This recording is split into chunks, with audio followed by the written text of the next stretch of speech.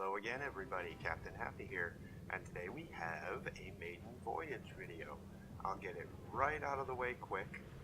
It is featuring the Tier 8 French battleship, the Richelieu. So originally my concept for these videos was going to be more literal, the Maiden Voyage.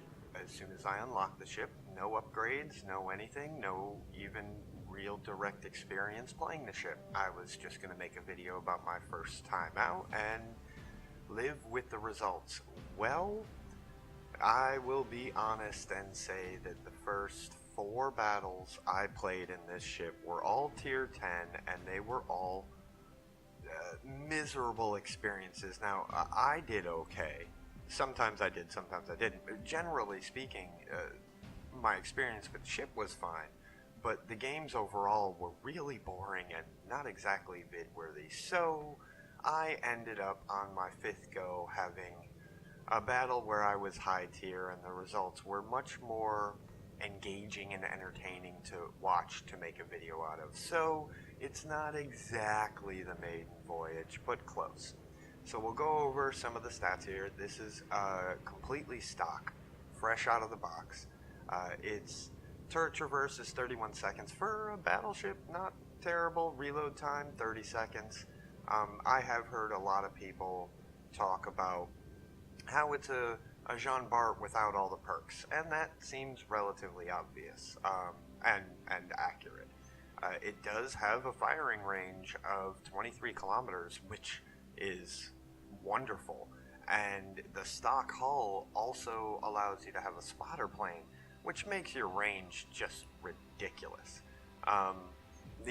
The other element, it does have some potent secondaries. Most of them are mounted at the rear of the ship, so you know you're not a German battleship or a Massa by any extent of the imagination. AA is reasonable.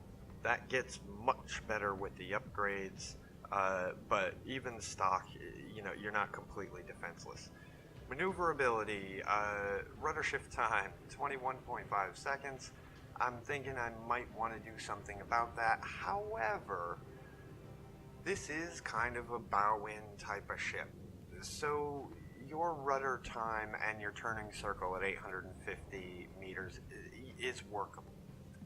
So as you can see here, I don't have any of the upgrades yet, but you can see how dramatically improved the AA gets with the B hull. Even your survivability, I mean, that adds 10k HP. That's nothing to scoff at. The range, that is definitely one I'm going to be getting last, if at all. 23 kilometers is fine. It's workable in almost any scenario, and yes, I've only got a handful of games, but 23 kilometers on any ship, even a tier 10, I think is very, very workable. So mods, main bad because there's nothing else. Damage control, I am thinking of going here with a bit of a tanky build. You know, it's a battleship, and any kind of mitigation to dot damage is very valuable in the meta now.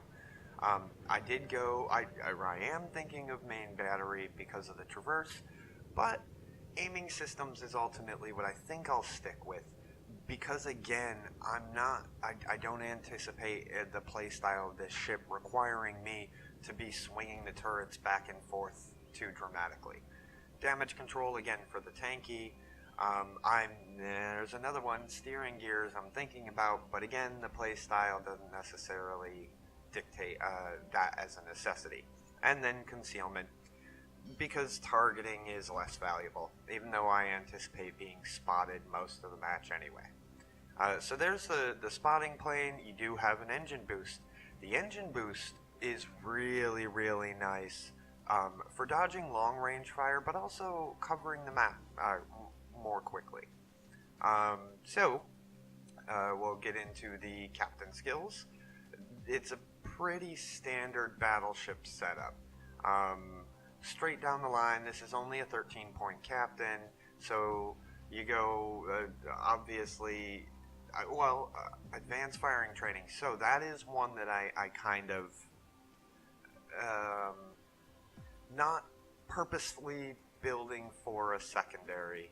I could probably go with concealment. I could probably go with fire prevention. But, you know, let's kick out the secondary range and see if it comes in useful. And in this game it actually does. So, I was glad to do that. We'll look really quick at the armor. Nothing too special. Pretty much 32 everywhere, which, as long as you don't have a lot of IFHE, high explosive coming at you, you'll do fair as far as that goes. But you definitely do not want to be showing too much in the way of broadside. I mean, you don't want to be showing too much in any respect, but it's not a turtleback exactly, but you know, like I said, this is the type of ship where you're designed to be nose in, if at all possible. Showing side, I have been punished trying to get the ship turned around or egress from a situation, and it didn't go so well for me. So that's the really quick rundown on the stock Richelieu. I will be taking her into this battle again. Forgive me, it wasn't exactly the Maiden Voyage, but I consider the 5th battle out early enough that it can qualify. So we're here on Haven. You can see we are high tier, which is a nice change considering my early experience. Early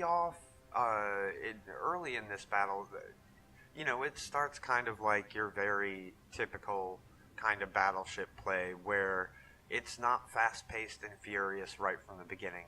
However, what you will see come in very handy is the substantial range and forward-mounted turrets. So I actually didn't cover this, and I didn't look at it yet. The dispersion feels good. I don't know, to be perfectly honest, off the top of my head right now, if it is in fact better or worse than any other tier 8 battleship. And certainly, I won't say it's only got 8 guns, but it's only got 8 guns. So, my experience to this point, you know, you get your salvos where it's like, oh my goodness, what's going on here?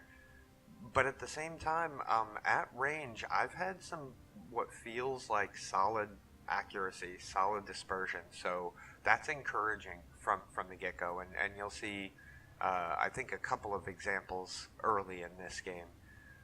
What I wanted to do was move up and take a position.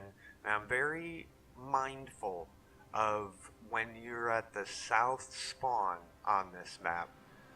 Often people love heading west and trying to flank around that corner. So I was trying right here to put myself in a position where I can stay bow on to the majority of the enemy ships and minimize the side I show or any of my ship that I show to any potential push that comes from the southwest there. You can see there, long range salvo, yes, it's a Pensacola, so, you know, if you hit anything, it's going to hurt. But a 9K salvo right off the bat, almost at max range, was unexpected for me. So, good solid way to start. Only target I have right now is the Gneisenau. I know it's, you know, it's better to shoot at something than nothing. So, 1 overpen for about 1,000. I do remember having one of the games in this where I was divisioned up with a clanmate, and every single time I got one hit for even 1,000 HP, it was kind of a big joke and something to be celebrated. But you can kind of see here as I continue to shoot at the Gneisenau.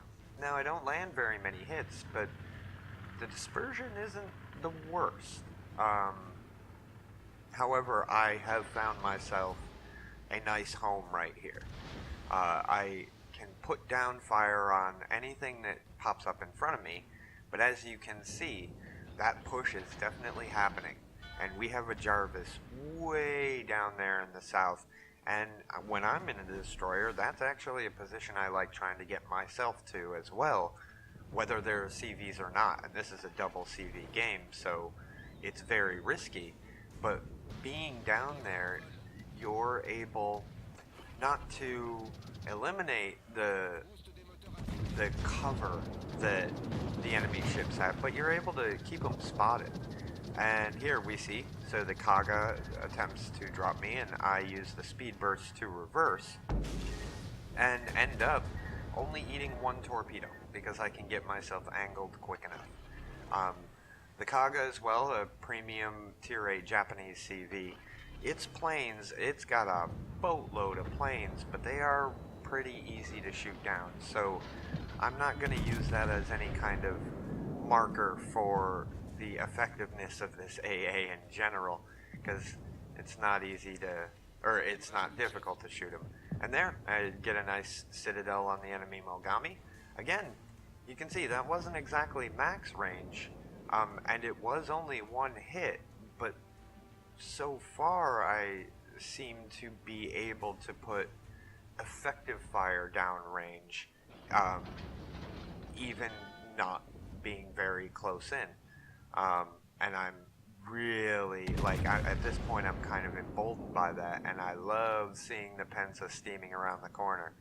So even, look at that grouping. Solid grouping.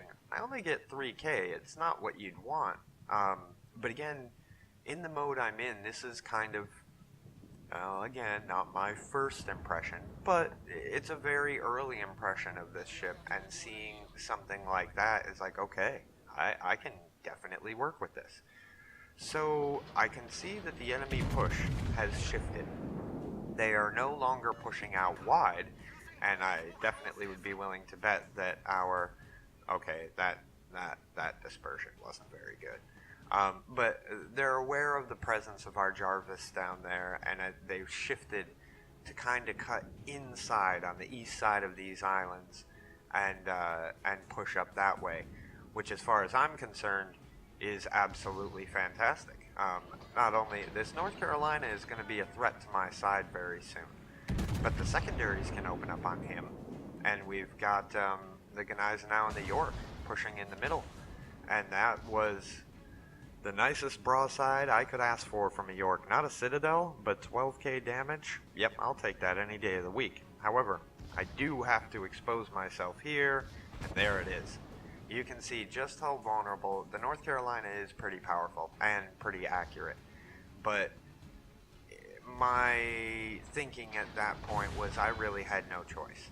I wasn't going to stick around, especially with an enemy Akatsuki closing in.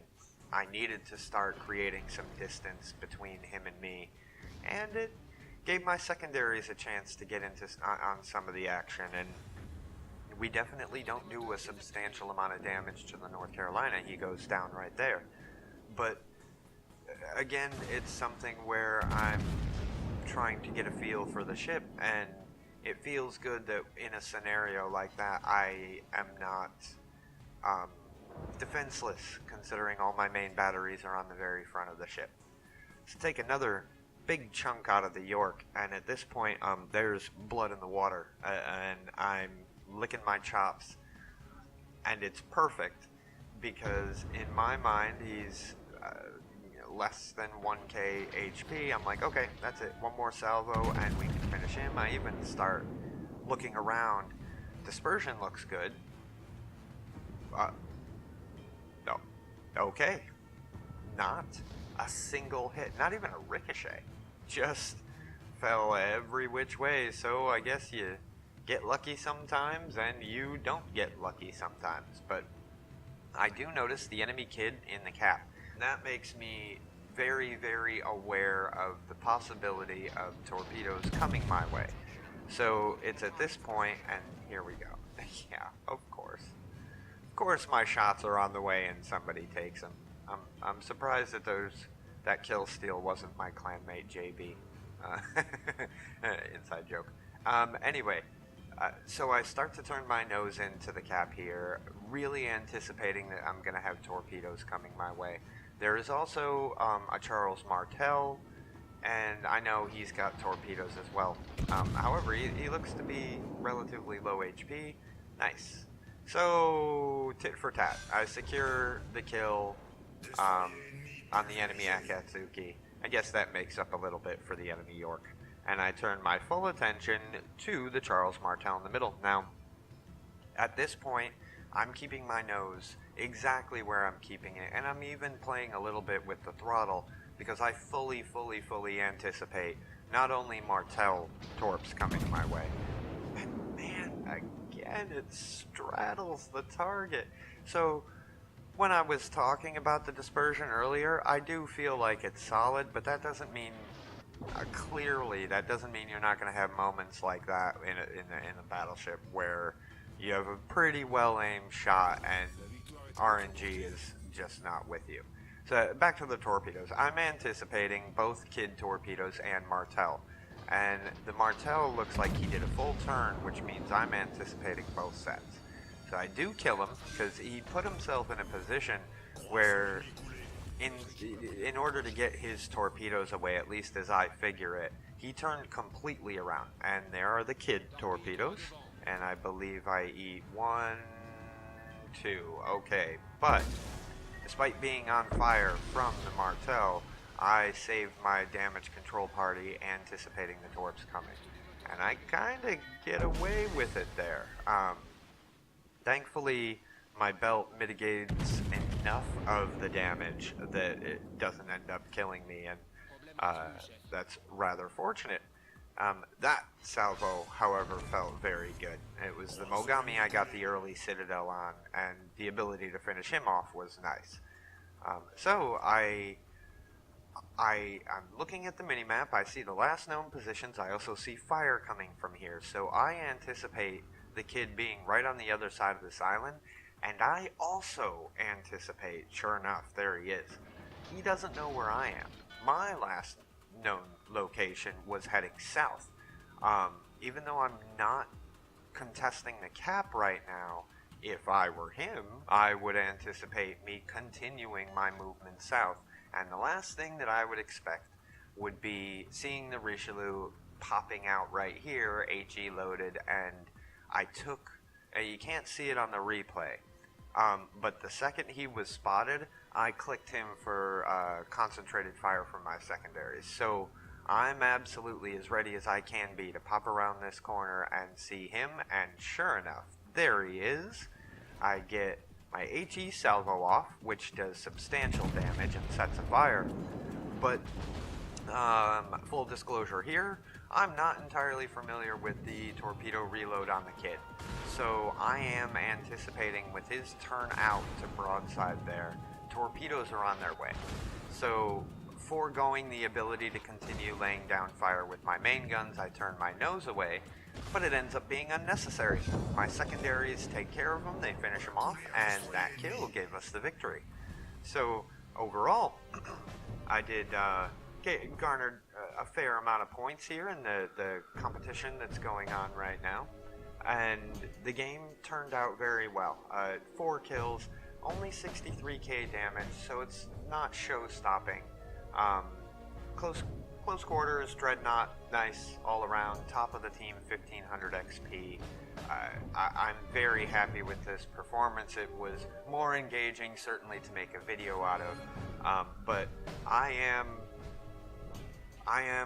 excited to a degree to continue to play this ship and to grind out. I feel like it's going to be something that won't be a slog like some other ships. Hopefully you enjoyed this Maiden Voyage with the Tier 8 French battleship, the Richelieu. This is Captain Happy. Until next time, signing off.